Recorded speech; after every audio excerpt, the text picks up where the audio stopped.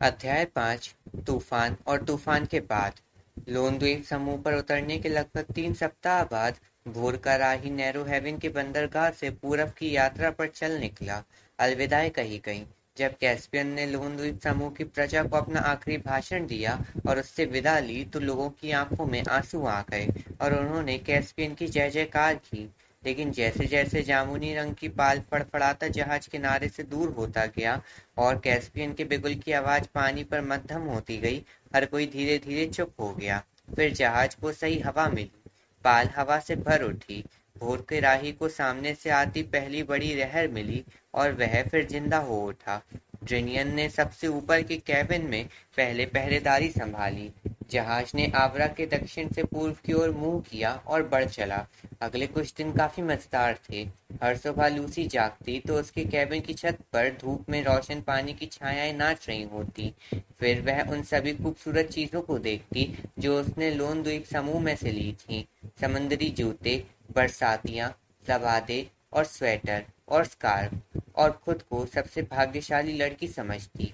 फिर ऊपर डेक पर जाकर समंदरी हवा में सांस लेती जो हर रोज थोड़ी और सुहानी हो जाती थी।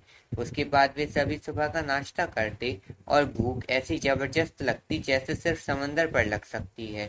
लूसी काफी वक्त जहाज के पीछे एक बेंच पर रिपीचीप के साथ शतरंज खेलने में बिताती थी। शतरंज की गोटियां रिपीचीप के लिए काफी बड़ी थीं और वह उन्हें दोनों हाथों में उठाकर अगले पंजों के बल खड़ा होकर रखता था। खिलाड़ी वह बढ़िया था और जब उसे याद रहे कि वह क्या कर रहा था तो आमतौर पर वह जीत भी जाता था। लेकिन अक्सर लूसी जीत जाती थी क्योंकि रिपीचीप कुछ बेवकूफ चाल चल देता था, जैसे घोड़े को रानी और राजा के पास दोहरे खतरे में भेज देना। ऐसा तब होता था जब वह कुछ पल को भूल जाता था कि यह शतरंज का खेल था और असली युद्ध नहीं, और वह घोड़े से वो करवाता था जो खुद उसकी जगह होने पर करता, क्योंकि उसके मन में तो आखिरी उम्मीदों, मृत्यु या शान की शर्त वाले आखिरी युद्ध और आखिरी मुकाबलों के ख्यालों से भरा रहता था। लेकिन ये सुहाना वक्त हमेशा के लिए ना था। एक शाम वह भी आई जब लूसी बिल्कुल पीछे स्टर्न में बैठी जहाज के पीछे पानी में बनती लहरों की क्यारी देख रही थी। उसने पश्चिम में तेजी से बड़ा होता बादल का जमावड़ा देखा। फिर उसमें एक बड़ी दरार फटी और उसमें से पीला पिघलता सूर्यास्त आ फैला। पीछे सभी लहरें अजीब अजीब आकार की लगने लगी और समंदर नीले से एकदम मैला हो गया, जैसे कोई मटमैला कैनवस होता है। हवा ठंडी हो गई। जहाज बेचैन सा हो उठा, जैसे उसे आ रहे खतरे का अनुमान हो गया हो। जहाज की पाल एक पल को निढाल हो लटक जाती और अगले ही पल हवा से भर जंगली तेजी से फड़फड़ा उठती। डिरियन चिल्लाया, सभी लोग डेक पर पहुंचो। आनन फानन में ढेरों काम हुए।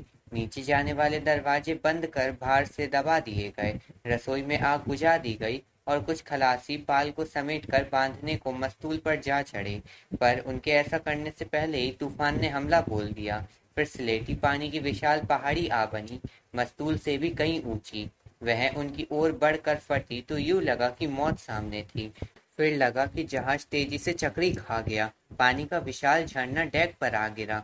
अब जहाज का अगवाड़ा और पिछवाड़ा दो टापुओं जैसे थे कि बीच में समंदर था। ऊपर मस्तूल पर खलासी बल्लियों से चिपके थे और पाल को काबू में करने की कोशिश कर रहे थे। एक टूटी रस्सी हवा में सीधी खिंची पड़ी थी, जैसे कोई सख्त छड़ी हो। मैडम, नीचे उतर जाइए, तुरंत! ड्रेनियन चिल्लाया, और लूसी जानती थी कि ऐसे भी जमीन के लोग खलासियों की परेशानी बढ़ाते हैं, और वह नीचे जाने लगी। आसान तो बिल्कुल नहीं था। भोर का राही दाईं ओर झुका था और डेक यूं ढलान पर था जैसे किसी घर की छत। वह घुटनों के बल रेंगते हुए सीढ़ियों तक पहुंची, रेलिंग को पकड़कर कदम रखते हुए, और फिर रुकी जब तक दो खलासी उसकी मदद को ना आए, और फिर संभल कर नीचे उतरने लगी।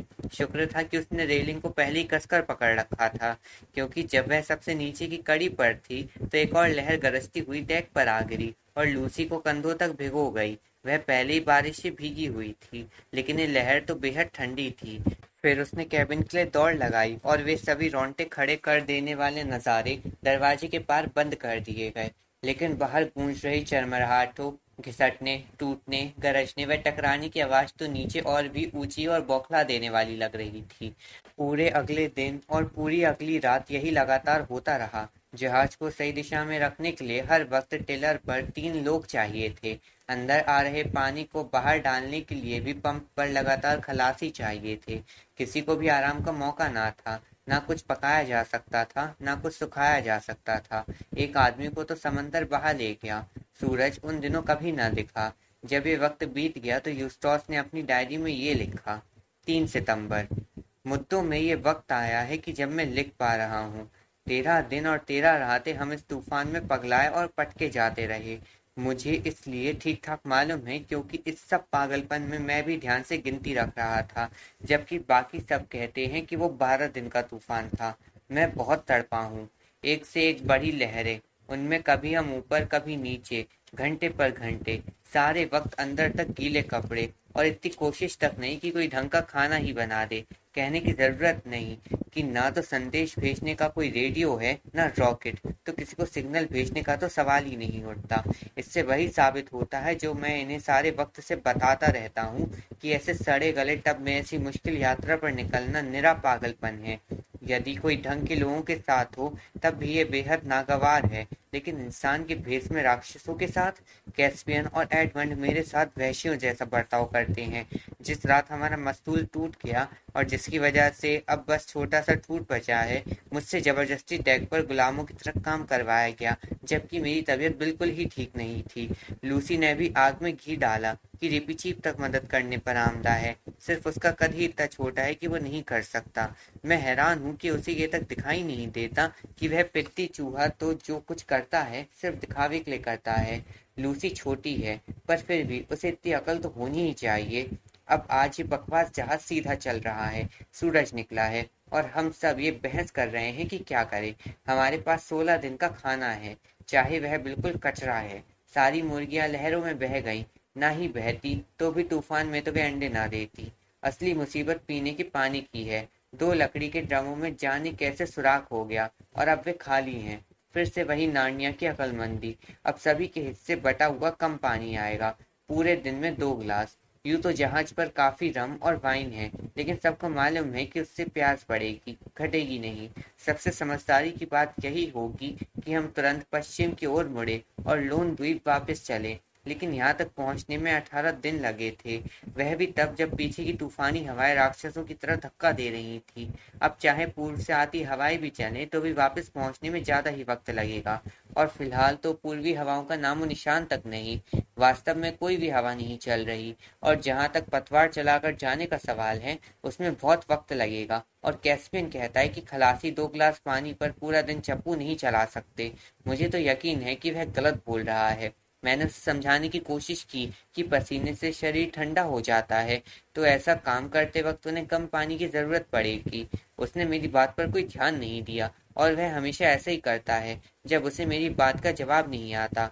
बाकी सभी ने वोट दिया कि आगे ही चला जाए, शायद जमीन मिल जाए। मुझे लगा कि ये तो मेरी ड्यूटी है कि इन सबको बता दूं कि हमें मालूम ही नहीं है कि आगे कहीं जमीन है, और उन्हें हवाई किले बनाने के खतरों से आगाह कर दूं। कोई बेहतर प्लान बनाने के बजाय उनकी ये हिम्मत कि मुझसे पूछे कि मेरे पास क्या प्लान था, तो मैं शांत और ठंडी आवाज में उन्हें समझा दिया कि मुझे तो किडनैप करके इस घटिया सफर पर जबरदस्ती लाया गया था, और उन्हें इस भयंकर मुसीबत से बचाना मेरा काम नहीं था। 4 सितंबर। अभी भी हवा का नामो निशान नहीं। अभी भी वहीं पड़े हैं। अब खाना भी बहुत कम मिल रहा है, और मुझे तो सबसे कम। कैस्पियन खाना बांटने में बहुत चालाकी करता है और सोचता है कि मुझे पता नहीं चलेगा। किसी वजह से लूसी ने मुझे अपने खाने में से थोड़ा देने की पेशकश की, लेकिन उस कबाब में हड्डी एडमंड ने उसे देने नहीं दिया। सूरज बेहद गर्म होता जा रहा है। शाम से प्यास से मर रहा हूँ। 5 सितंबर। अब भी वहीं पड़े हैं। पूरा दिन तबीयत खराब रही, और मुझे यकीन है कि मुझे बुखार है। ऑफ कोर्स जहाज में थर्मामीटर रखने की अकल किसी को नहीं। 6 सितंबर। भयानक दिन था। रात को बुखार से जाग गया, और मुझे तो पानी पीना था। कोई भी डॉक्टर ऐसा ही कहता। भगवान जानता है कि मैं धरती पर वो आखिरी इंसान हूँगा जो गलत फायदा उठाए, लेकिन मुझे सपने में भी ख्याल नहीं था कि पानी के राशन का नियम बीमारों पर भी लागू होता है। बल्कि मैं तो उन्हें जगाकर पानी मांग लेता। सिर्फ मैंने सोचा कि दूसरों को जगाना खुदगर्जी होगी, तो मैं उठा, अपना कप लिया और जिस काले गड्ढे में हम सोते हैं वहां से दबे पाँव निकला। इतना ध्यान रखा कि कैस्पियन और एडमंड को डिस्टर्ब ना करूं, क्योंकि जब वे गर्मी और पानी का राशन शुरू हुआ तब वे कच्ची नींद सोते हैं। कोई मेरे साथ अच्छा हो या ना हो, मैं तो दूसरों का ख्याल रखने की कोशिश करता हूँ। मैं बड़े कमरे तक ठीक ठाक पहुंच गया, जहाँ पतवार चलाने के लिए बैठने के बेंच और सारा सामान है। सब बढ़िया चल रहा था, लेकिन इससे पहले कि मैं पानी निकालता, मुझे उस पिद्दी जासूस से भी चीफ ने पकड़ लिया। मैंने उसे समझाने की कोशिश की कि मैं तो ऊपर डेक पर थोड़ी हवा खाने के लिए जा रहा था, लेकिन उसने पूछा कि मेरे हाथ में कप क्यों था। उसने इतना शोर मचाया कि पूरा जहाज जाग गया। सबने मुझसे बेहद घटिया बर्ताव किया। मैंने पूछा, जैसे कि कोई भी पूछता, कि आधी रात ट्रिपी चीफ पानी के ड्रमों के पास चोरी छिपे घूमकर क्या कर रहा था। उसने कहा कि क्योंकि वह डेक पर पहरा देने के लिए छोटा था, वह पानी के ड्रमों पर पहरा देने का काम करता था, ताकि एक और आदमी चैन से सो सके।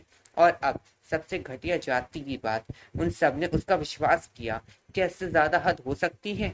मुझे माफी मांगनी पड़ी, वरना वह खतरनाक दरिंदा चूहा अपनी तलवार लेकर मेरे पीछे पड़ जाता और फिर कैस्पियन एक क्रूर राजा के असली रंगों में सामने आ जाता और ऊंची आवाज में बोलता ताकि सब सुन ले, आगे से जो भी पानी चुराता हुआ पकड़ा गया उसे 2 दर्जन पड़ेंगे। मुझे तो ये भी समझ में नहीं आया कि 2 दर्जन क्या, जब तक कि एडमंड ने नहीं समझाया। ये बातें उस तरह की किताबों में होती हैं जो एडमंड, ल्यूसी, पीटर और सूजन पढ़ते हैं। इस धमकी के बाद कैस्पियन ने अपनी बात करने का लहजा बदला और मुझ पर एहसान जताने लगा। बोला कि उसे मेरी हालत पर अफसोस था। हर कोई मेरे जैसे ही बुखार महसूस कर रहा था और हमें इन हालात में मिलजुल कर काम करना चाहिए, वगैरह वगैरह।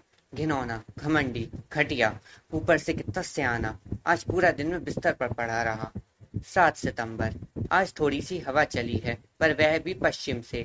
आधी पाल पर हम कुछ मील पूर्व की ओर चले। इस आधी पाल को ड्रैगन ड्यूटी मास्टर कहता है।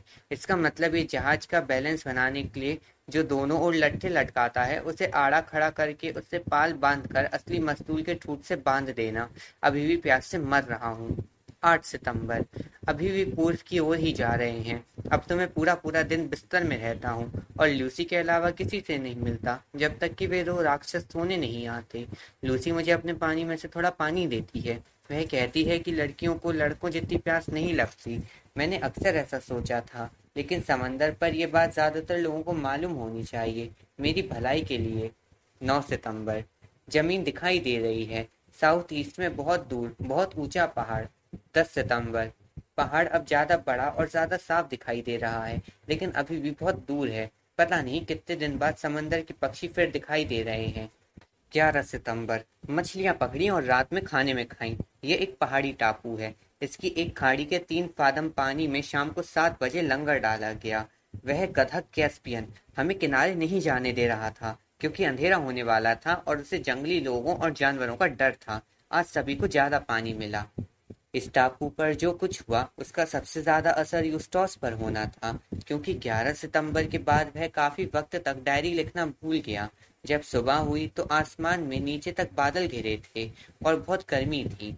मुसाफिरों ने पाया कि वे ऐसी चट्टानों और ऊंचे पर्वतों से घिरे थे जो नॉर्वे के फ्योर्ड जैसे थे। उसके ठीक सामने खाड़ी के ऊपर पेड़ों से ढकी सपाट जमीन थी, जिसके बीच से एक तेज नदी बह रही थी। पीछे काफी तीखी ढलान वाली चढ़ाई थी, जो ऊपर करकटेदार तीखी चट्टानों में खत्म होती थी, और उसके पीछे पहाड़ों का धुंधला अंधेरा था, जो मटमैले अंधेरे बादलों से ढके थे। उनकी चोटियां नहीं दिखाई दे रही थी। खाड़ी के दोनों ओर पास की चट्टानों पर जगह जगह सफेद लकीरें दिखाई देती थी, जो सब जानते थे कि झरने थे, पर इतनी दूर से ना तो वे बहते दिखते थे, ना ही उनकी कोई आवाज सुनाई देती थी। बल्कि पूरा टापू ही बहुत खामोश था, और खाड़ी का पानी इतना शांत और स्थिर था जैसे कि कांच। उसमें चट्टानों के रंग और आकार हूबहू दिखाई देते थे। किसी तस्वीर में ये बहुत खूबसूरत लगता, लेकिन हकीकत में ये नज़ारा काफी घुटन भरा था। ये देश ऐसा नहीं लग रहा था जो आने वालों का स्वागत करे। पूरे जहाज के लोग 2 कश्तियों में बैठकर किनारे पर पहुंचे। हर किसी ने जी भर पानी पिया और खूब नहाए, खाना खाया और आराम किया। उसके बाद कैस्पियर ने 4 खलासियों को जहाज की निगरानी के लिए वापस भेज दिया, और फिर उस दिन का काम शुरू हुआ। करने को बहुत काम था।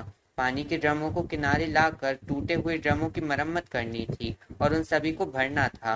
एक पाइन का पेड़ यदि मिल सके तो उसे गिराना था और उससे नया मस्तूल बनाना था। एक शिकार पार्टी को जाकर शिकार करके लाना था।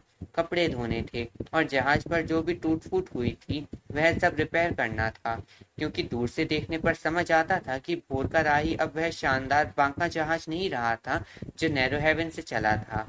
वह अब एक टूटा फूटा बेरंग खटारा लग रहा था जिसे कोई भी कबाड़ समझ सकता था, और उसके अफसरों और खलासियों के बारे में भी यही कहा जा सकता था।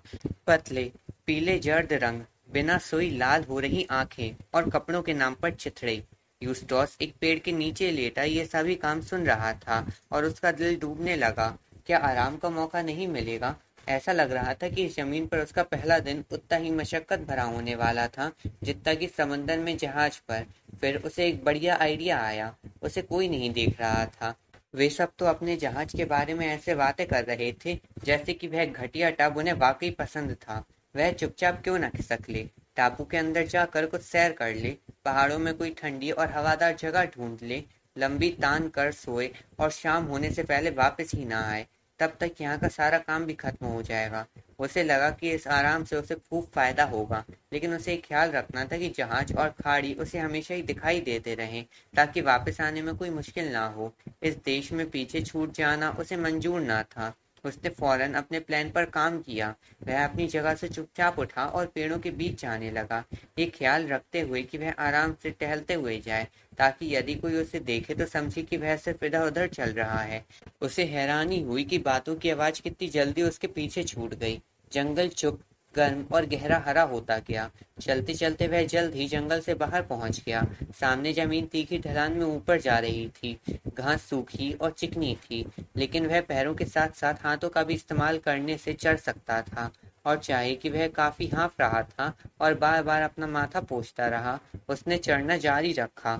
इससे दिखाई दे रहा था, चाहे कि उसे अभी मालूम ना हो, कि उसकी नई जिंदगी उसे फायदा कर रही थी। पुराना यूस्टोस यानी हेरोल्ड और एल्बर्टा का यूस्टोस 10 मिनट में ही हार मान लेता। धीरे धीरे और हर थोड़ी देर में आराम करता हुआ वह ऊपर चट्टान पर जा पहुंचा। यहाँ उसने सोचा कि पूरे टापू को ऊपर से देख सकेगा, लेकिन अब बादल और नीचे और करीब आ गए थे और कोहरे का एक समंदर सा उसे लपेटने को बढ़ रहा था। वह बैठ गया और अपने पीछे देखने लगा। इतनी ऊंचाई से नीचे खाड़ी बेहद छोटी लग रही थी और मीलों दूर तक फैला समंदर दिखाई दे रहा था। फिर पहाड़ों से आए कोहरे ने उसे चारों ओर से घेर लिया। कोहरा घना था लेकिन ठंडा नहीं, और वह लेट गया और करवटें ले लेकर उसने अपनी जमीन पर एक नर्म और आरामदायक जगह बना ली। लेकिन उसे मजा नहीं आया, या ज्यादा देर के लिए नहीं। पहली बार जिंदगी में वह अकेला महसूस करने लगा। पहले तो यह एहसास धीरे धीरे आया और फिर उसके अंदर जैसे फैल गया, और वह वक्त के बारे में फिक्र करने लगा। कहीं जरा भी आवाज ना थी। अचानक उसे ख्याल आया कि शायद वह वहां घंटों से लेटा हुआ था। शायद बाकी सब चले गए थे। शायद बाकी सभी ने उसे जानकर जाने दिया था कि उसे पीछे छोड़ जाएं। वह बौखला कर उठा और तेजी से नीचे उतरने लगा। पहले तो उसने जल्दी उतरने की कोशिश की, घास पर फिसला और कई फुट फिसलता चला गया। फिर उसे लगा कि फिसलकर वह ज्यादा बाएं चला गया था, और जब वह ऊपर चढ़ रहा था तो चट्टानें उसी ओर थी। तो वह दोबारा ऊपर चढ़ा, अंदाजन वहां जहां से उसे उतरना शुरू किया था, और दाहिने ओर रहते हुए उसने फिर से उतरना शुरू किया। उसके बाद उतरना आसान होने लगा। वह बहुत सावधानी से उतर रहा था, क्योंकि वह एक गज से ज्यादा आगे देख ही नहीं पा रहा था। संभल कर धीरे चलना बहुत दुश्वार होता है, खास तौर पर जब तुम्हारे अंदर कोई आवाज लगातार जिद कर रही हो, जल्दी, क्योंकि हर पल पीछे छूटे जाने का ख्याल और बड़ा और भयानक होता जा रहा था। यदि उसने कैस्पियन और अपने भाई बहन को जरा भी समझा होता तो यकीनन उसे मालूम होता कि उनका ऐसा करने की जरा भी संभावना नहीं थी। लेकिन उसने खुद को पूरी तरह समझा लिया था कि वे इंसान के भेष में पूरे राक्षस थे। पहुंच ही गया। यूस्टोस ने ढीले पसे पत्थरों से फिसलकर समतल जमीन पर गिरते हुए कहा, और अब वे पेड़ कहाँ हैं? आगे कुछ काला सा तो है। अरे, लगता है कोहरा छट रहा है। कोहरा वाकई छट रहा था। हर पल रोशनी बढ़ती गई और उसकी आंखें चौंधिया रही थी। कोहरा पूरी तरह छट गया था। यूस्टोस एक बिल्कुल अनजान घाटी में था और दूर दूर तक समंदर का नामो निशान नहीं था।